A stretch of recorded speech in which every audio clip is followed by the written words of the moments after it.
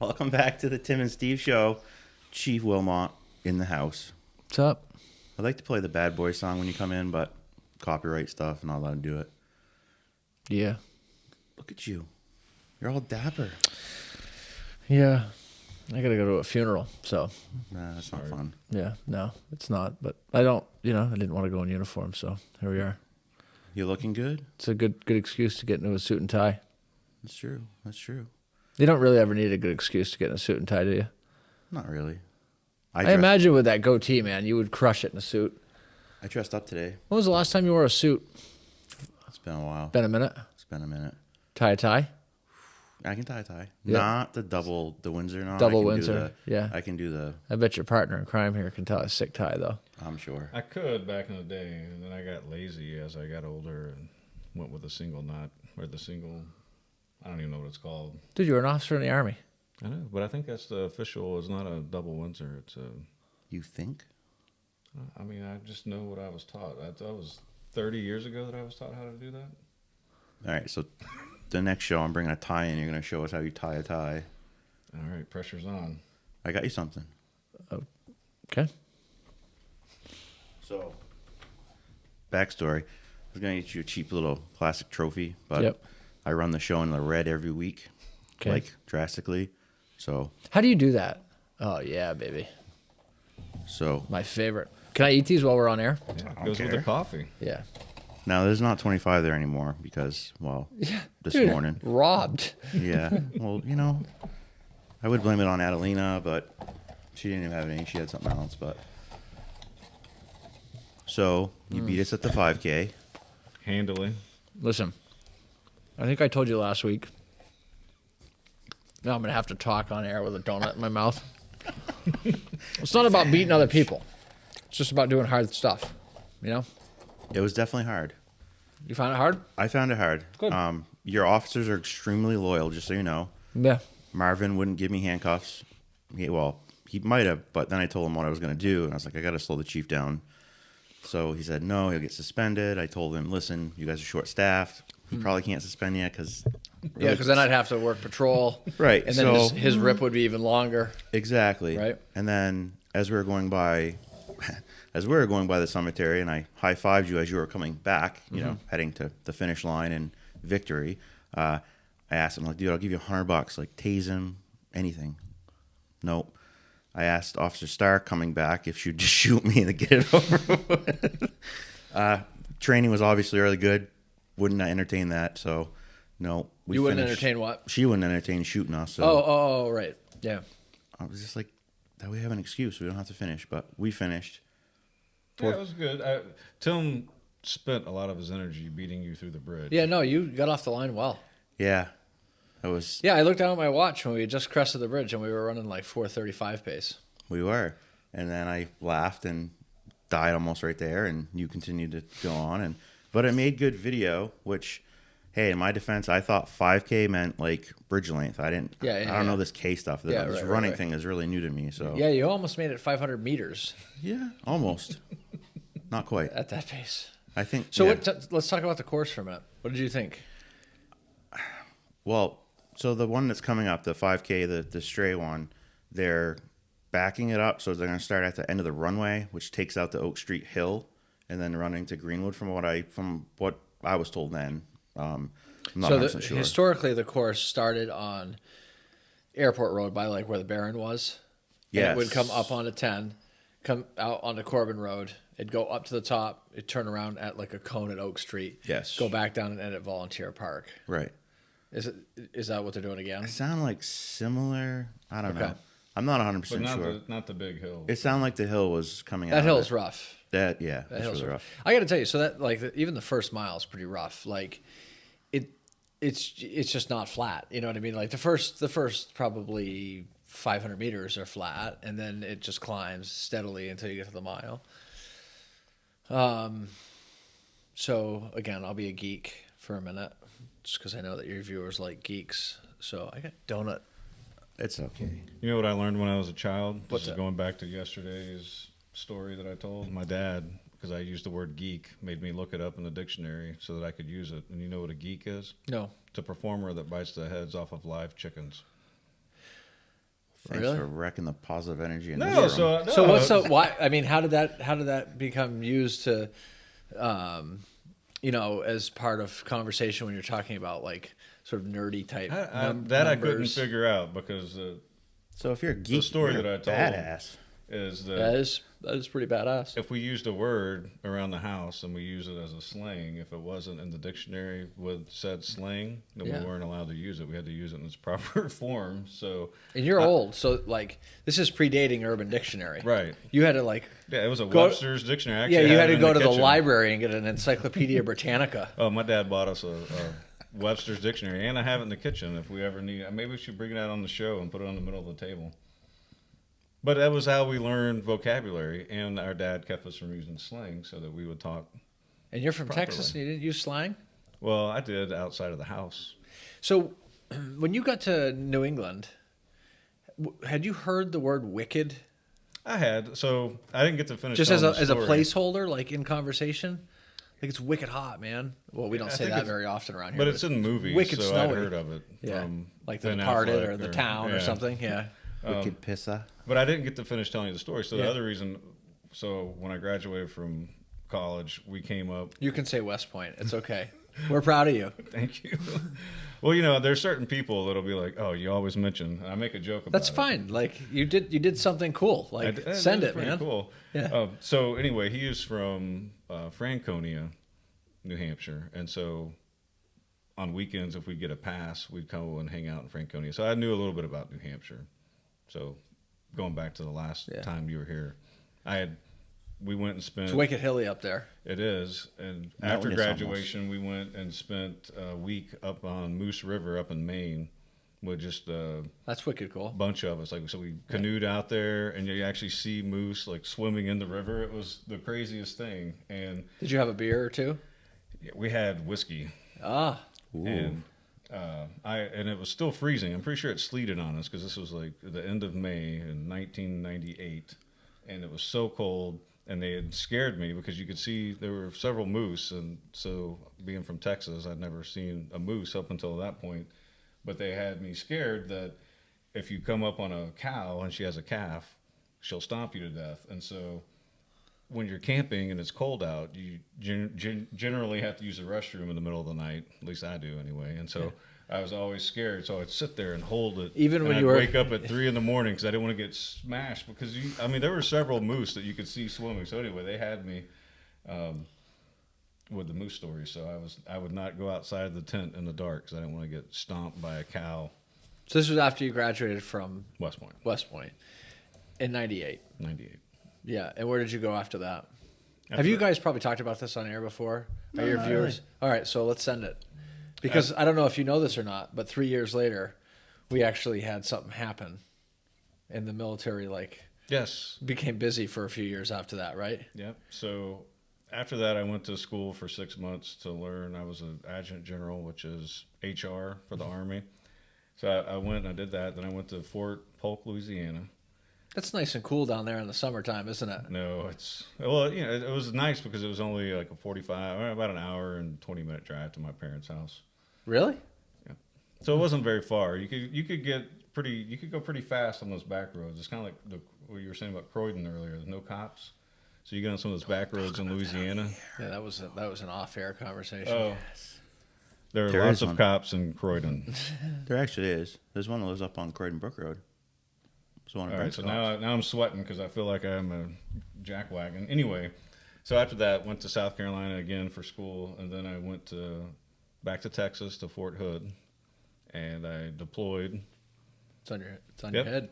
I used to be a good golfer, and so we'd do a lot of scrambles, and I'd be on the winning team, Really? and so I'd Like, have a lot what of- was your handicap? Were you scratch? I wouldn't say I was scratch, but I could shoot in the 70s. I mean, I was the captain of my golf team in high school. So I was Did you play pretty good. golf at West Point? No, I tried out. Man. So when you get there for basic training, certain points of time they let you go because you got to do some type of sport, whether it's NCAA level or intramurals.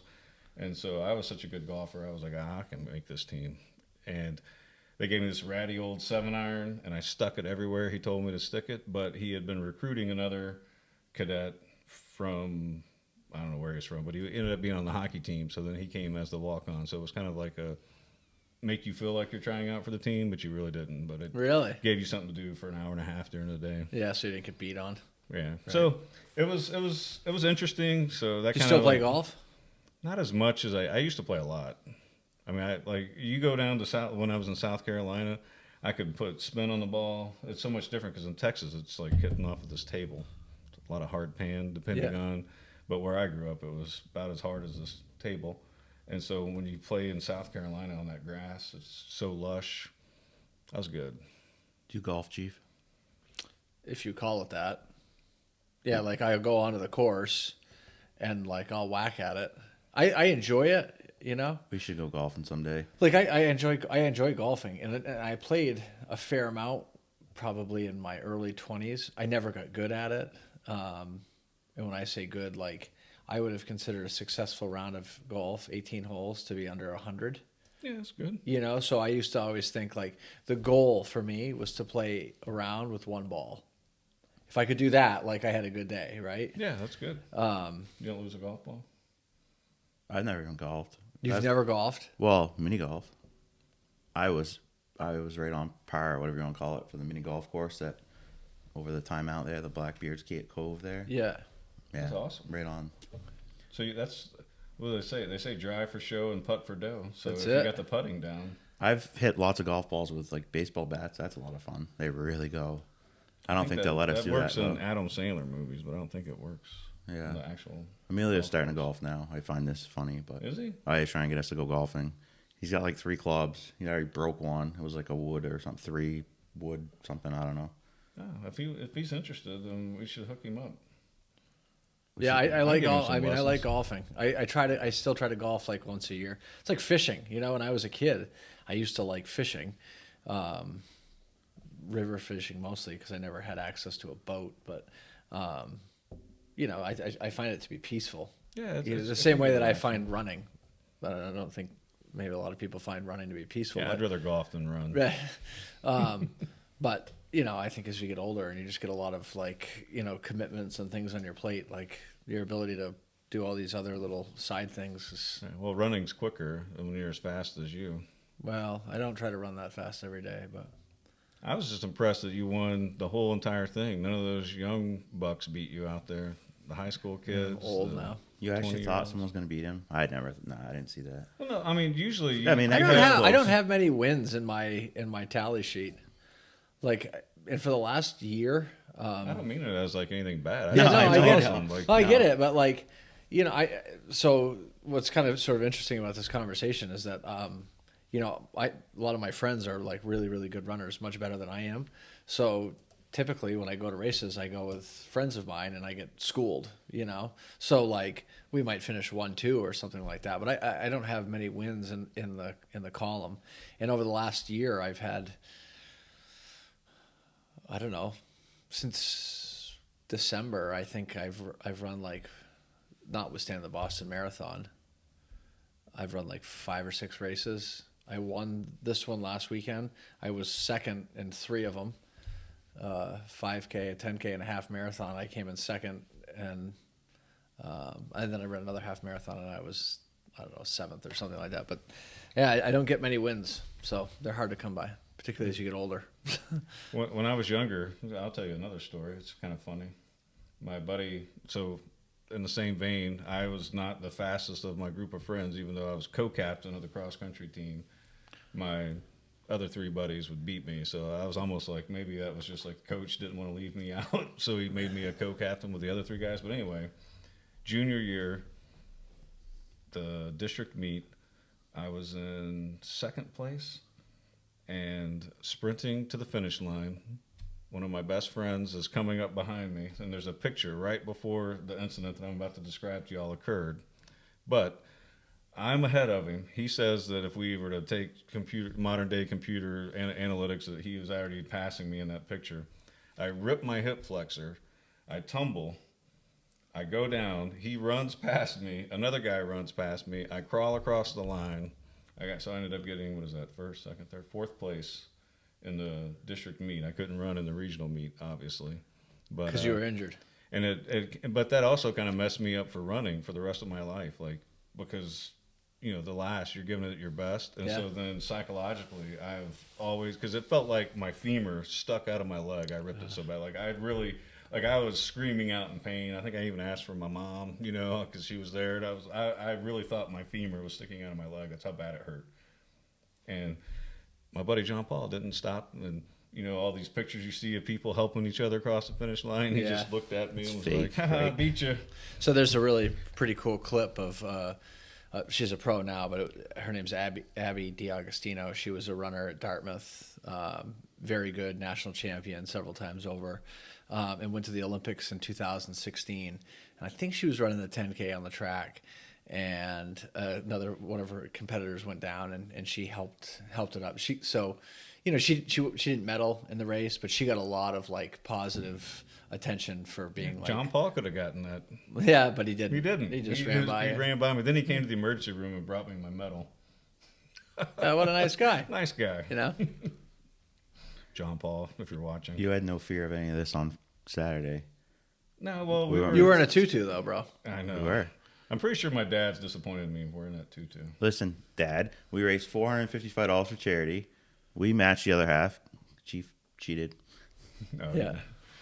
No. Chief rocked it. Yeah. It was impressive. Thanks. It was nice to know that our chief of police is also one of the most physically fit in town. No one can outrun you. We do tell everyone on the Based show on that that if race. you get pulled over, don't get out and run, because if it's you won't beat him. It's just not going to happen. Yeah, you will. Somebody will get me one of these days. There's always somebody tougher. There's always someone bigger. There's always someone faster. I don't know. I mean, that's most of the people a you true pull over statement. aren't going For the to. most Unless part. you're like a Matt Frazier or like a Mike Tyson or a Eliud Kipchoge. Like if you're one of those like the goats, you know what I mean? But short of that, there's always someone tougher. There's always somebody more physically fit or faster. Yeah. So. But still, don't try to outrun It's fun. Chief. Yeah, it's fun. No, it's good. It's good. It's like I like when people are on, I just chase them. Yeah. I'm gonna get Yeah. PJ to give Tim some lessons though, because the whole entire route, when I was like, all right, let's jog a little bit, he does not know how to jog. It's all or nothing for him. Full send. Yeah, there's no That's real. part of my problem in life. There's no the throttle's broke, man. Just all go. But for that's it. how, Full how send. he is in life too. Yeah, I'll full sit here send. and talk about ordering the trout for the pond, Yeah. and he's like, I already called because you've been talking about Yeah. it for a Twice. week and a half. Yeah, you're slow on the uptake. Yeah. Whereas he is like, I like to think about things, let it marinate, and all that good stuff. Whereas Tim just executes. He goes at it. We're up here doing this show. My wife's like that. She's very, very balanced. She,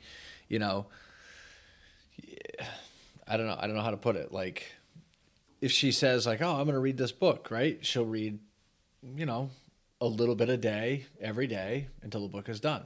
I don't do that. I'm like, "Oh, I'm going to read that book." I open the book and I sit there until like blood is coming out of my eyes, and I read the entire book. Which that's just who I am, and I've come to accept that.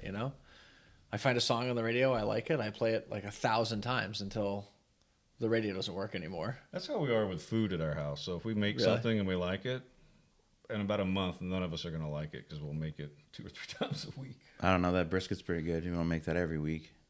It's expensive and time consuming. That's true, but so good.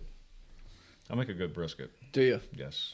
I'm proud of it. Like the last one I made. That was the best It one was you the made. best one I've ever made, I think, in my entire life. It's coming from a guy from Texas, man. That says something, right? Yeah, And I have a That's beautiful one of those smoke things, right? ring. From Texas. You just, like, becoming a man, you have to know how to, like, smoke a brisket.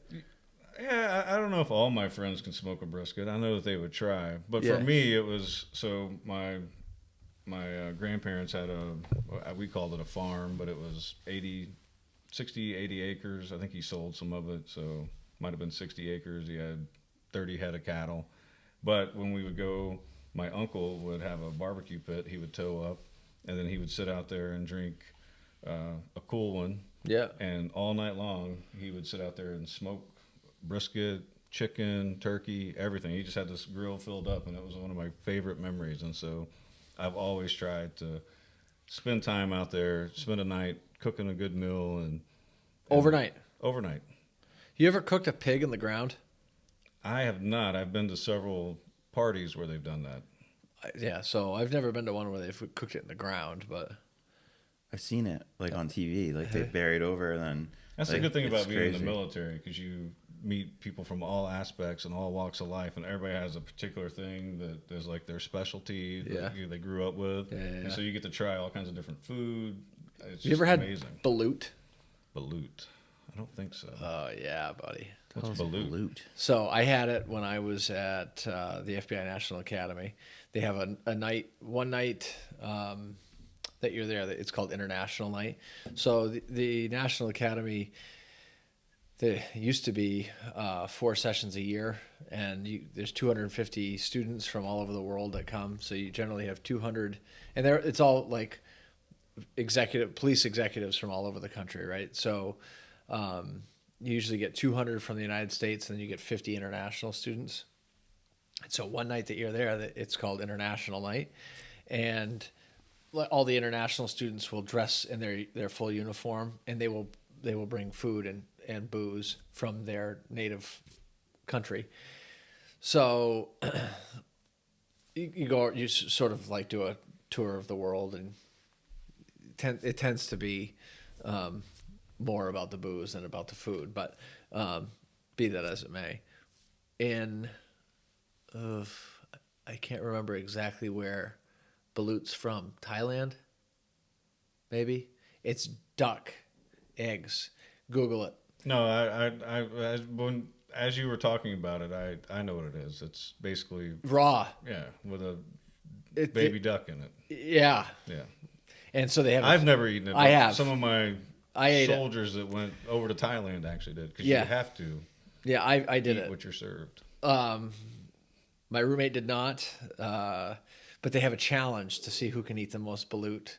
I wasn't interested in participating in the challenge. I do a lot of dumb stuff, but Yeah, that would be a rough one.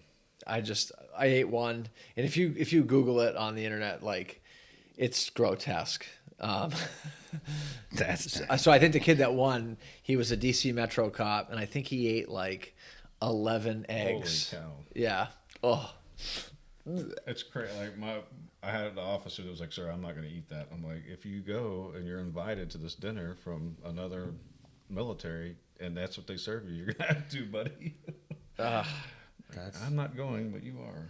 That's Street food right there. that's nasty. Well, that's cultural. No, screw no, Yeah. no, no. I'm good. Sorry, I am not as refined as you two. I don't know if that's refined. I don't know if that's refined. just culturally. Yeah, if you stop at enough places and have enough of their alcohol before you get to the balut station, I guess that's the only way you could do it. But, full send, right? Well, I mean, you think about it, though. We have pickled pig's feet in America. We got some weird foods here too. I don't eat them. I'm good. Yeah, but you know what I mean. Like, it depends Yeah. on. Yeah, I'm sure there's things down south too that yeah, all right. I'm good. I mean, there's got to be something weird from New Hampshire or Northeast. It's funny though. I eat hot dogs. Love hot dogs. Me too. People are like, you know what's in those? Who cares? No, I don't care. I don't want to know. I don't care. I like them. We'll just keep it at that. There's probably all these balut inside those things, but hey, you know what? I eat them. They're good. Yeah, I don't think I've had anything too crazy. I think balut is the most crazy thing I've ever eaten. Yeah, I don't even know. My old boss had blood sausage once, so it's like, no, that's just gross. There was another variety of egg that they served, and I can't remember what country it was. That was absolutely foul. No thanks, but I ate it. Yeah, why not? Like, I hope you brush your teeth after this. No, I just had another glass of booze. That was old Brent. That's like, yeah, no. So your buddy Mark Chase is retiring. He is. Yeah. I heard him on the July radio. 29th. I heard that. You heard him yesterday? I did. Just like the end What's of the today? show. Thursday. Yeah. Week's gone by quick, huh? Yeah. You feel like it? Yeah, and we're all messed up because we tried to start doing the show like a day early. No secret here. So that way the show could come out in the morning. But we've discovered that it's too confusing because we don't know where the heck we are anymore. So we're just going to come in the morning and do it. So it'll make it easier. But I heard him yesterday. I have taped some shows with Steve before. Yeah. And we talk like it's the next day, and Yeah. it's tough. No. So we just straight up say, this is what we're doing. This is how it is. But so he's talking about your challenges. And I think we talked this before. You did the chip challenge with him. We've done 2. Oh, that's Well, what we've he's actually talking done about. 3. He said he beat you. No, you tied the first time. No. This wrong. is his story. I crushed him the first time. Was it the first time? Because he's not talking about the first challenge. Okay. But anyway, I'll let you finish, and then I'll tell the truth. Well, see, I love this. So you're gonna tell what you believe is the truth, because that's what Chief Chase said, and you would expect that when a public servant is speaking to you that they're sharing with you the truth, but he doesn't. So I'm gonna come back and I'll give you the truth. So I watched. I don't know which one it was. The first one, whatever. At the community center. Yeah. Yeah. You did the chip challenge, and supposedly that one was a tie. Yeah, it was weak. But this last one you did, he said he beat you. He did. Yep. I'll own that. Was that a sauce one, or was that an actual another chip challenge?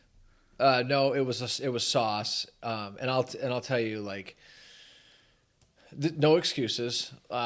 We ate this.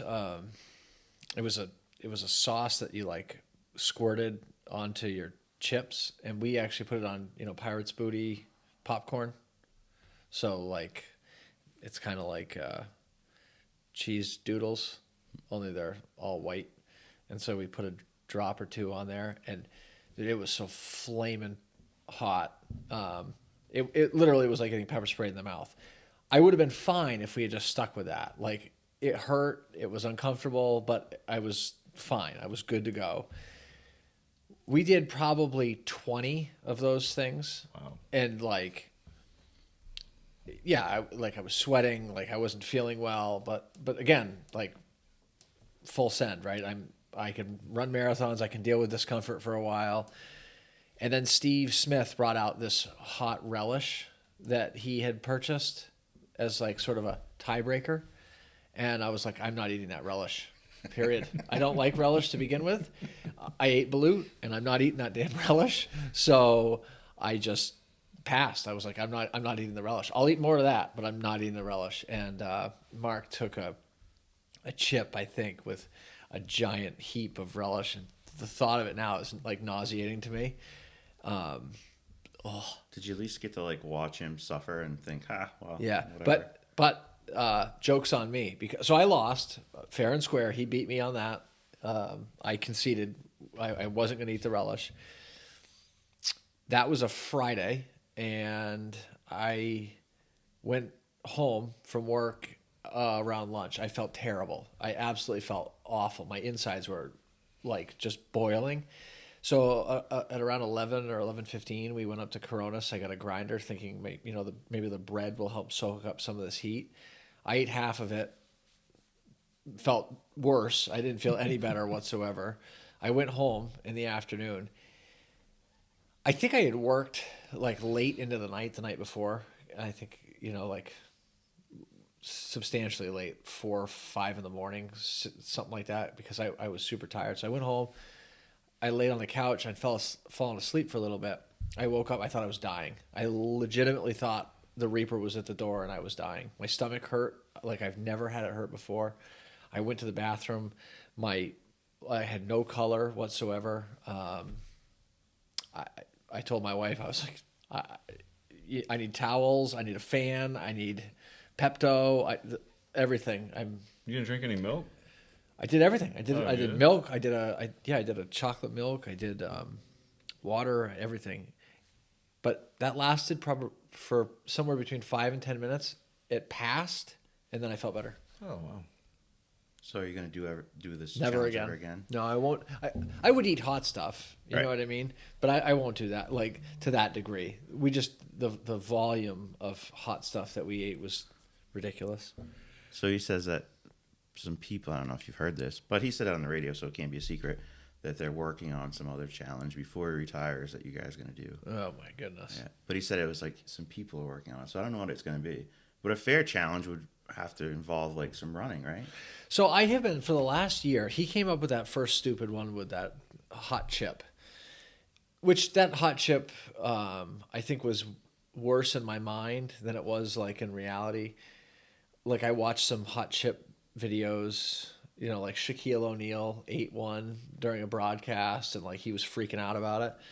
So I was like, man, you know, Shaq's a big dude. Like, if this is bringing him to his knees, like, what's it going to do to a guy like me, you know? Right. But it was much worse in my mind than it was in reality. Getting pepper sprayed in the face is way worse than that hot chip. So, but this sauce was rough. I'm not eating hot sauce. Where'd again. they So get anyway, that sauce? I don't know. Mark found it somewhere. Okay. So anyway, after the first one, I said, you know, it's my turn to pick a challenge now. And so everything I proposed, he just says no. Like that's part of Mark that you have to understand too. He leads with no. So I'm like, all right, well, why don't we? Like, it's not fair if we do running. So I concede we won't do running. Let's do swimming. We'll see how, like, I don't know. Let's do something where we like tread water, see who can tread water the longest, or let's see who can swim the most laps in, you know, a day. Or he can't swim, so we couldn't do that. I was like, all right, well, let's do something with sleep deprivation. Let's see who can stay up the longest without sleeping, right? Let's see if we can make it like 4 or 5 days. No, I don't want to do that. It's stupid. So I was like, all right, well, why don't we like start at Home Depot and walk to the Newport wreck, and we'll do that as many times as possible until somebody quits. No, he doesn't want to do that. So I'm like, Mark, you're so contrary. You know what I mean? He won't agree to anything that I propose. He's like, I'm not doing any of your stupid physical activities. Let's eat something hot. I'm like, whatever, dude. Whatever. I kind of want to box him. That would be fun. We could sell tickets to that. Yeah, I bet. Because he might be able to like hit harder than me, but I think that my endurance wins in the end. Yeah, you could just like duck out of the way more, and he'll Yeah. just run out of steam and be Right. like, why am I Yeah, doing and this? if he's missing hits, that like I just wear him out, you know, and you know hit him in the body a few times, and then when he's starts to get wobbly, I'll give him a hard upper, you know, right hand or something, and We probably could raise some crazy money for charity to do this. Chief versus Chief. yeah, but here's the problem. So now I'm gonna It lasts about 2 seconds. no, I'm just gonna pass right by that. So we're older, you know what I mean? So like you get hit a bunch of times, like you could be out of commission for a little while that way, you know? That's true. Probably want to do it on July 30th for him then. Yeah, but what about me? That's true. He must have some sick days. Yeah, maybe. So we'll see. I'm kind of done with the eating the hot stuff. Yeah, I don't blame you. It's funny. So my son can eat. Adriano can eat anything. I swear. Like Lydia the same way. But then Alicia and Emilio will eat anything, but if it's hot, he's not. So, but Alicia is like sometimes with like ketchup spicy. I'm like, are you freaking kidding me? So, my stepkids, or my kids, but my stepkids, they're half Mexican, so they're used to spicy food and whatever. But it's so funny because Alicia is like not at all. But Adriano, like, so if we go, like, if we go on a cruise or we do any of that stuff, I bring home hot sauce, and he's always tries it. He's like, oh, it's not too bad. I'm like, are you freaking kidding me? It says like 2 million Scoville units on it, which is how they measure hot sauce. Oh yeah. And they're like, oh yeah, now I can do it. I'm like, how do you do that? Lydia will eat raw jalapeno. It's just like, I like spice, but I like the flavor. You know what I'm saying? It can't be like super hot. How's that enjoyable? Yeah, you know? see that I'm sort of in the same place. Like buffalo. I mean, I like buffalo Right. flavoring is like my favorite. I'm like crazy about it. But I want to taste the food. You know, Right. I'm cool if it's hot. You know what I mean? A little bit hot, but like, I'm not one of these people that feels like, you know, I have to demonstrate my masculinity by like. That's interesting because Nikki's from Buffalo, so she makes a lot of buffalo sauce type stuff, and I don't really enjoy it. But you give me a bunch of jalapenos, any type of pepper, I love it. But I'm not big on the buffalo. Buffalo. In fact, I had a hot sauce buffalo quesadilla for lunch today. Yeah, it was pretty sick. Talk about your diet. I'm really curious about this because right after the marathon, well, the 5K marathon for us, 5K for you. Yeah. So I ate a donut. He had a donut. I actually had a root beer too. I saw the root beer. Yeah. Like, I feel like I watch you eat bad food, Yeah, and you I'm do. going to gain weight. You know? So the root beer was on purpose. So again, I mentioned his name a little bit ago, but Matt Frazier. Are you guys familiar with Matt Frazier? Matt Frazier was I think 5 times CrossFit Games champion. He's actually from Williston, Vermont. So there's some pretty cool interviews that he does talking about his diet, his exercise routines, and that kind of stuff. But I've always known that like after a hard workout, if you get simple carbs like sugar into your body sooner, like that goes right into your muscles, and particularly after a hard workout where you really deplete yourself, it's good to immediately get those carbs and or protein right back into your body.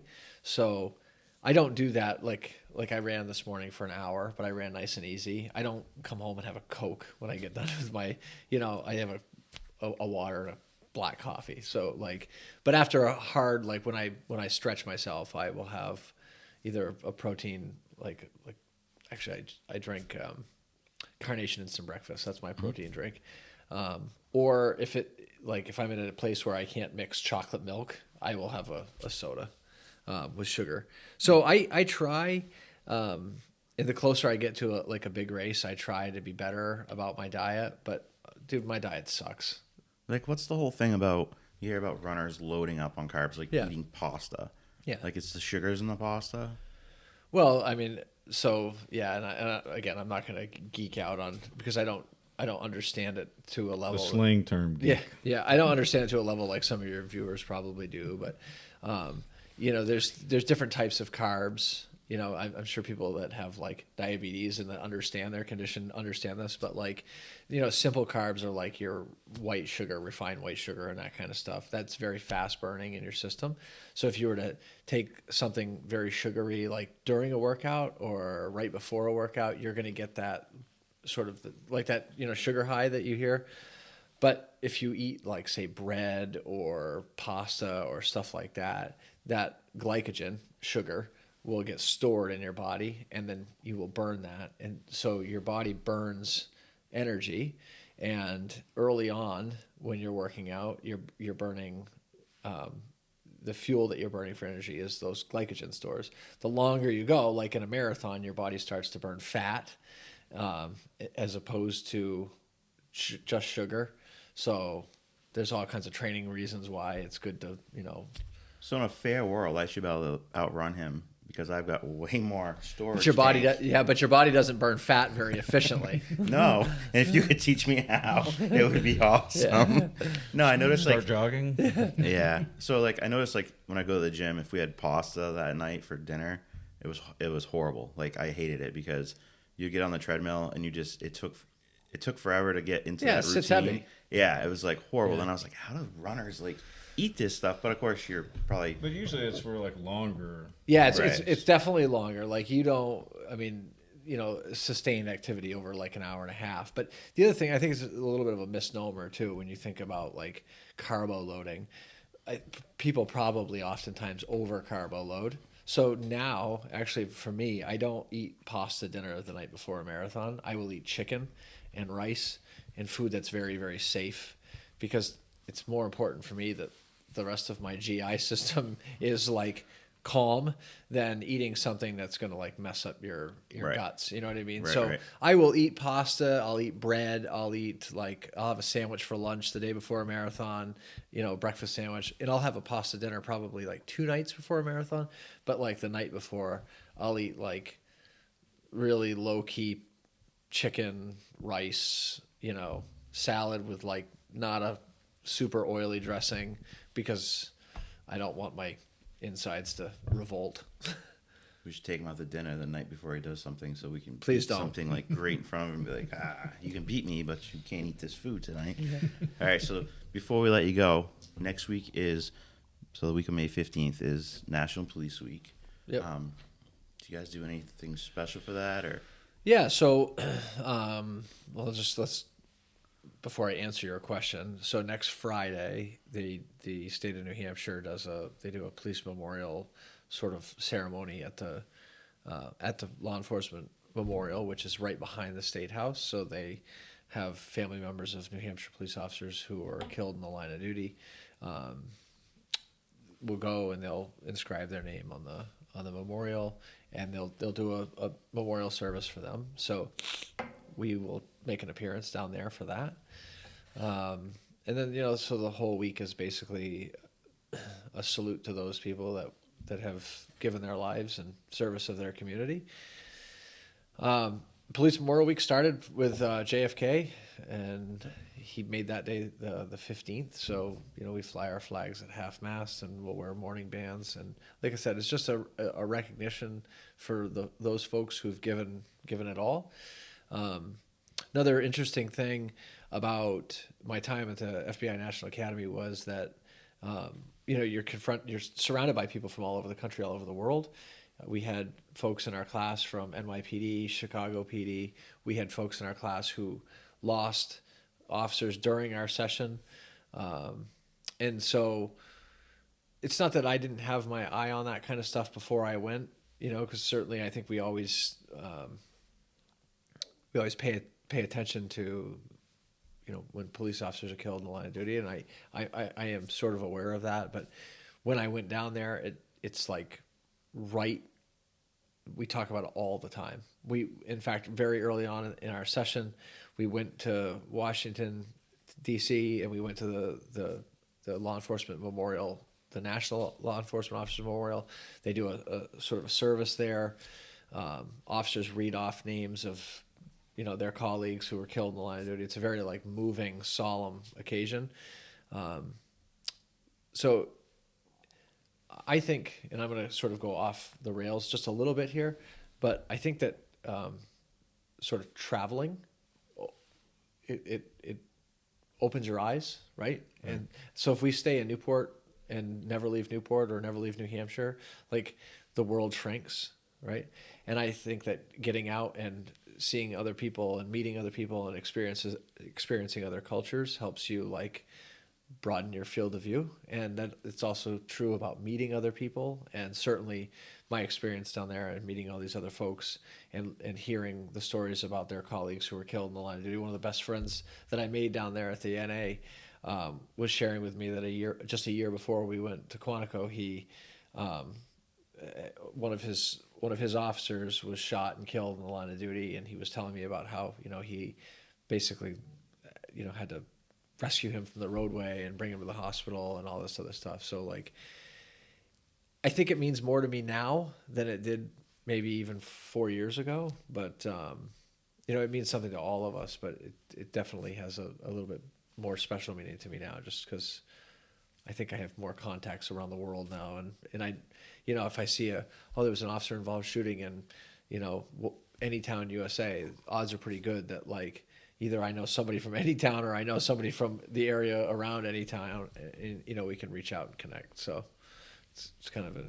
Now, do you have do you do morning briefs with your officers, or do you, I know it's kind of a small community, so yeah, I'm just curious, I've always thought that, you're almost at higher risk in Newport, right? You wouldn't think, right? Because let's face it, places like Chicago, New York, very dangerous, right? If you're an officer, versus New Hampshire, you don't think is, as dangerous. But sometimes I feel like maybe that's where officers can let their guard down more because they feel comfortable. Do you ever just tell them hey, because remember, no matter what, it's a dangerous job no matter what you're doing. And is there complacency there, or do you kind of have to remind the guys, or I think that's an interesting question. I have to tell you, I think that the guys on the road don't have the same outlook as maybe the rest of the population. I think the rest of the population would say this isn't Boston, this isn't NYPD or Chicago, whatever. This is a sleepy little town. But we know what's what, and we're familiar with the fact that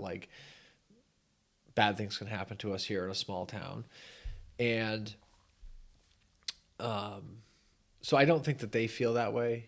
And at the end of the day, it's an equation about scale. So we deal with the exact same stuff here that you're going to deal with in Chicago or Houston or NYPD, just on a smaller scale, right? We're not going to have 100 shootings a year. We may only have one, hopefully none, but right. But that officer in Houston, he may go to more shootings, but he's also going to go to a lot more calls where shootings don't happen. Mm-hmm. So right. It's all relative. You know what I mean? It's like an algebra, something times X equals Y. And so the equation stays the same no matter where you go. So, yeah, and you led with, do we have morning briefings? We, not necessarily formally at Newport. When I was in Claremont, we had 2 or 3, depending on what shift they were working at the time, shift changes or roll calls, depending on what you want to call it, a day, where, the officers are told, what side of the city they're going to work on, what car they're going to be driving, what to look out for, what not to. But here in Newport, we're just a little bit smaller. We don't have those formal shift changes like some other larger PDs have. So, but the good thing is that at any time I could walk downstairs and find out like, oh, hey, Rob Selfridge is working today, and I can call him on the radio, call him on the phone, or see him in the officer's room and say, hey, Rob, here's what's going on, blah, blah, blah, blah, blah, blah, blah, blah, blah. Oh, by the way, there's also an expectation that all of us every day read the log and find out what happened over the last 24 hours. So typically, like this morning when I came in and I saw Rob in the officer's room, I said, hey, Rob, how's it going? We caught up and, talked about life for a few minutes. And I said, what was going on last night? Anything? No. A couple of business checks, some car stops. These are the calls that we had. So he already knows. He fills me in. Then I go and check for myself. And so it's a lot more informal here, but I think the information still gets conveyed, I kind of like it, the informality of it, because it's more personal. Right. It's more like, hey, Tim, what's going on, man? Beard's looking good, Hairline's coming back a little further than it was last week, but I know. Thanks for the donuts, by the way. You're welcome. Anything else you want to talk about while we got you here? Dude, I could talk all day, It's so funny. Everybody I'm says that, too. extroverted. It's nice out finally. It is. Yeah. It's like San Diego weather.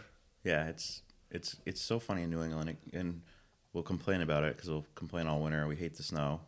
I don't know if you know this. It's a totally New England thing. Everybody in New England complains about the weather. It doesn't matter when. So as soon as it gets nice, we'll complain it's too hot, and then when it's crappy out, I'm we're fitting in perfectly. Now, Yeah. I was complaining I about how hot will it is tell you, outside. speaking of complaints, I will tell you that the one thing that affected me on Saturday, and I don't know if maybe it's just my imagination, but the pollen from the pine trees, I was crushed. My lungs were broken after that.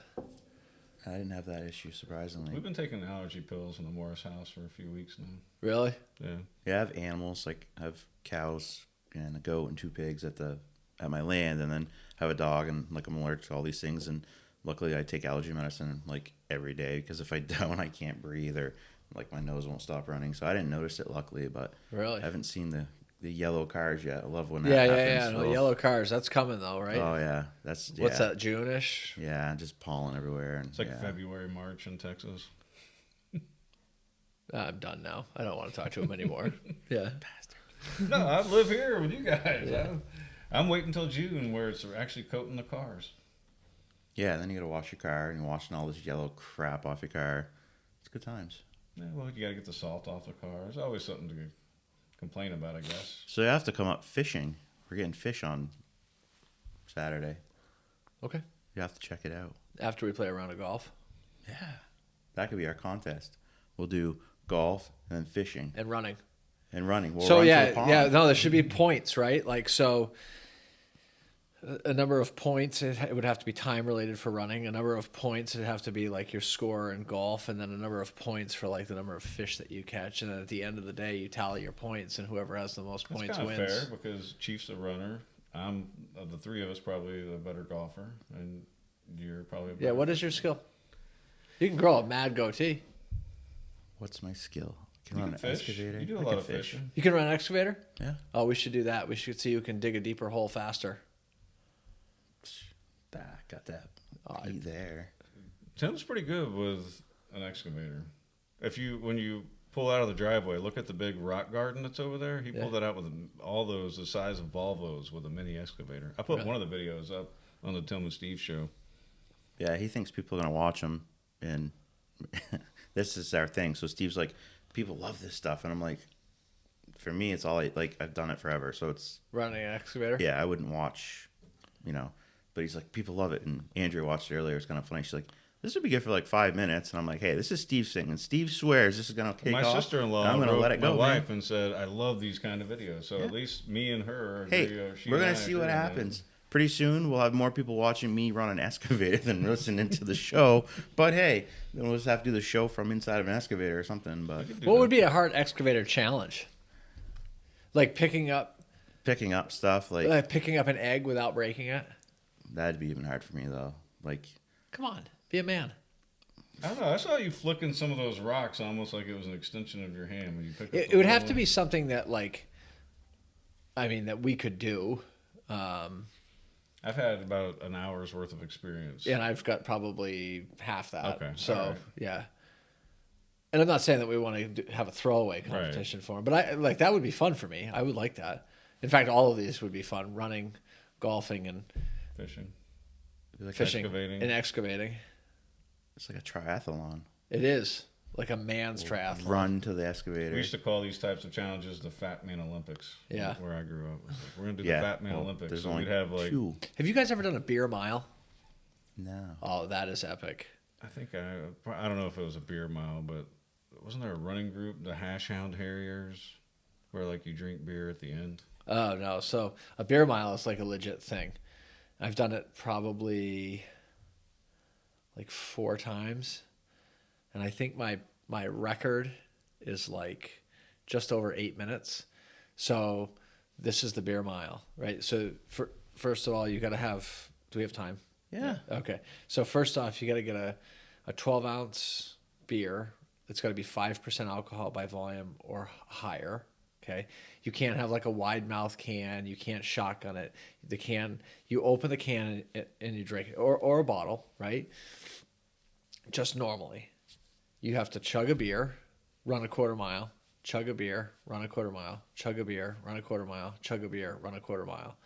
So it's 4 beers 1 mile. in 1 mile. And you did that in 8 minutes? A little over 8 minutes. Wow. Friend of mine, not the last time we did it, maybe it was the last time we did it. He did it in 7:15. Wow. So he was running somewhere south of 5-minute mile pace and drinking beer in like 20 seconds apiece. That's crazy. 30 seconds apiece. That is crazy. Yeah.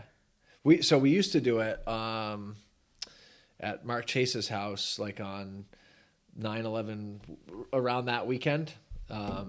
And we'd have like a DJ, and you know, it was a big thing, and it'd be like potluck, so everybody would bring food, and it was a good time. Jess and I hosted the very first one at our house, and I just sort of, it was kind of weird because we wanted to do the drinking like on our property, so this is when we were living in a different house, so we right on the edge of the road is where we did the drinking, so it was on our property, and then we ran on a flat section of the road, 200 meters out, 200 meters back. So that was the first year. It was pretty awesome. That's crazy. I say we could probably do that on my property, but we'd have a hill with that driveway. But we could also go out to the pond. So if you don't drink alcohol, or if you stop drinking alcohol, like some people, you could always do it with milk. I'd All right, rather so- do it with alcohol. But if you don't drink, then we gotta give him something. Well, else. I you know, like now I would do it with like non-alcoholic beer. Like, you know, there's a company called Athletic Brewing Company that makes some pretty decent NA beers. So like, So not 5%. We're talking no, like I would ski out on that, but you know. So you can do non-alcoholic. I'll do shots of Fireball. You should do some of those shots. But that would be cheap because Because take less time. take less shot. time. And part of the problem with the beer mile is not the running, it's your gut. You chug a beer and then you run with that in your belly. Sloshing around. Yeah. And this hill would suck. Yeah, no, you don't want to do hills. You want it to be flat. PJ has tried, we've talked about this a bunch of times. PJ would like to do it on the track, but there's a lot like You could do it to runway. Off to the side or something. There's got to be a way. That's public though, right? Horsey Park's pretty flat, and they said you can drink beer in Horsey Park. Someone told me that. You maybe could confirm that, but they said you can drink beer. I didn't think you could drink anywhere publicly. But I don't think you can. But. yeah. So Sounds like somebody trying to set you up. Yeah, one of my friends got married a few years back, and we did another little challenge, which was, you ran a mile and you had a beer, and we did that, repeated that 10 times. I did not make it to the end. You hang out with some physically fit guys. I do, Me yeah. and my friends Studs. would just like chug beer behind the bar. Yeah, no, studs. Yep. Yeah, one of my buddies, the kid, actually, his house, we did that, ran for Dartmouth. I mean, he's, Okay. you wouldn't know it looking at him. He's a big dude, but. So we got to find challenges that we can do. Golf. Here's another challenge I did one time with some friends. We call it the chicken nugget challenge. So we got a 20-piece chicken nugget from McDonald's meal. Although we didn't use the Coke, so we had fries, 20-piece with the sauce, and ran on a treadmill. We ran at 7-minute mile pace, so that's 8.5 miles an hour. You had to eat while running, you had to eat the entire 20-piece and all the fries. Then you had to get off the treadmill. This is for time, of course. Then you had to get off the treadmill and chug a beer, and you couldn't get sick. I'm gonna have to work out all summer just to do this challenge to eat chicken nuggets on a treadmill. I think I won that one. Yeah, you got to be physically fit to do any of Chief's challenges. Yeah. Except for golf, you don't have to be physically fit. Yeah, we should play golf though. Here's my problem. Yeah. I'm a lefty, so. I don't have. I have a second set of clubs, but not left-handed. But I don't even know. So if you're right-handed, which side do you golf in? This way. Yeah. So you would swing this way. I don't know. I almost feel like I could try to do righty because it doesn't feel comfortable either way. It's kind of weird, I'm a lefty. It screws everything up. Try teaching kids softball, baseball. I'm like, hey, batting like this. Oh, I'm sorry. But it should be good because then they're mirroring you, and so it actually should be better as a coach, I would think. So I'm teachable. You can teach me to golf. Well, that's a totally different topic, whether or not you're teachable. I play Well, you know what I mean? hockey It's- left-handed, Oh. which is weird because I'm right-handed for just about everything. Zeta golf's right-handed, but she's left-handed. All right, we're doing this golf thing. My son is both my kids, for some unknown reason, are left-handed. But he plays soccer, and he's right-footed fully. Yeah, see soccer, I would kick with my left foot. Throw a ball with my left. If I throw a Oh, ball with my right, I look horrible. Yeah, that's how I look. girl. Yeah, that's how I look with my left hand. Yeah. Yeah. All right, we're gonna have to set this up. I Not think- ambidextrous. I already said that you have to golf because successful people golf. I don't know golfing I don't well. know if that's but, true anymore. Wow. Yeah, Billy Madison. Yeah. No, not Billy Madison. No, Happy Gilmore. Happy Gilmore turned that on its head, right? Yeah. Wow. Have you out there run around and run at the ball and just swing? So if we do this golfing thing, Yeah. can we at least take a golf cart? Oh yeah, Okay. for sure. Okay. Dude, I'm all about physical fitness, and I'm all about being active and all this stuff. But I'm also about enjoying my recreation too. All right, so we're gonna have to do this. You have a set of clubs that aren't valuable to you? Why, are you gonna throw them in the drink or something? Nah, I just thinking I can don't only have imagine left-handed clubs, dog. I'll try right-handed. I have clubs down right underneath us right now. Left-handed? No. I have right-handed. I'll try it. Like Try I said, it it out, feels see if weird it- either see way. how it So I don't feels. know. Like when I mini golf, when I putt, it doesn't Which seem way to. do you putt? This way or this way? I do both. It doesn't seem to be any different. So I don't know. I can't throw a ball right-handed. It's funny because it's. Can't you horrible. rent clubs? Yeah, you can rent clubs. I was gonna buy some at one point too because at one point I was like, hey, I should. You golf. should rent them first to see if. Well, you can try mine and see if you can hit it right-handed or not. It might help you because if you're used to playing baseball or softball, you don't want that swing to be recreated. And if you bat left-handed, but you can swing right-handed for golf, it might make it easier for you to not start swinging. So like the this. goal with golf is just to full send, just as much power as you can possibly deliver to that little ball. And you don't have to watch the ball the whole time either. Pull your head. I don't believe Commit what he's your saying. L4, L5 vertebrae. Yeah. That's all, and you gotta have a Yeah. grunt. like Lift you're with a playing tennis. sharp jerking motion with your back, right? If we go somewhere, so you only go once a year? Generally. Say we probably should go. If you do go regular, we probably should go somewhere you don't go regularly because I feel like there'll be Let's just go divots to Newport. everywhere Yeah, go from to me Newport. hitting the ground. I've never played at Let's do Newport, so I heard you have to wear a collared shirt. I'll have to wear a collared Yeah, shirt. most of the times, most golf courses you do. yeah. That's all right because it's a gentleman's sport, and we're gentlemen. Let's do it. Yeah, I'll do it. I'll play in a suit.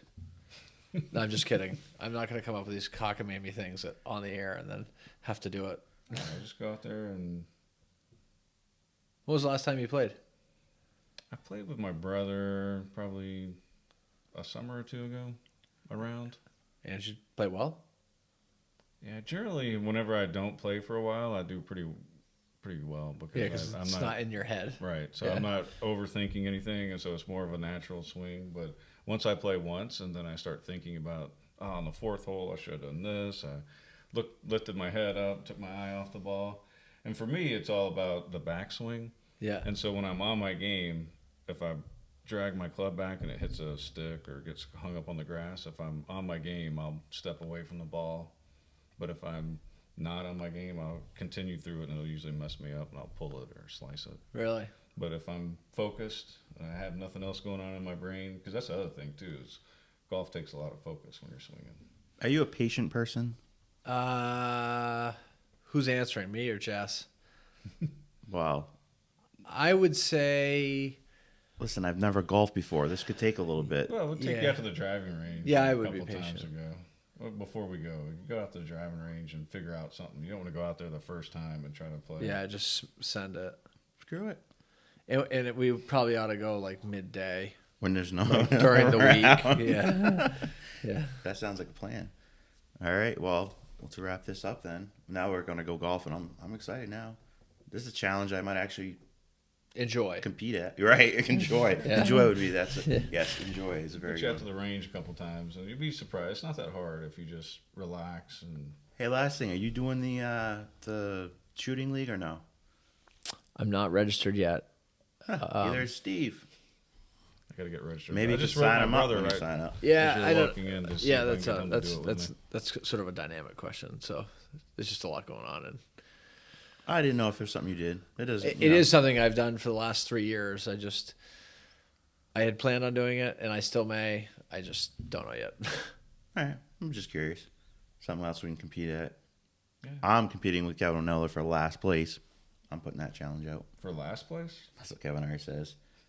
I don't know. I don't even know how it works. It's like, what, 25 feet and you back up or something?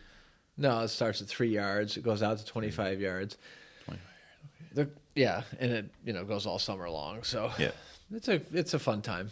I'll have to reach out to and Jim and see it's- if I can practice once or something.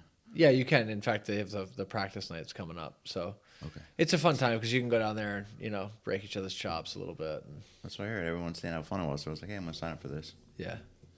It's right. more fun when you know everybody down there and Right. you can, You know everybody. Break balls. I know everybody. You're getting there. We're bringing it in. All right. It takes me everywhere all around town. Normally, I would just be outside in the garden or hanging out by myself. Give you the mic, tell you, you start and do this and whatever. Well, thanks for coming in again. Thanks for having me. 2 times, show 11. All right, for the Tim and Steve show, thank you very much, and we'll talk to you next time.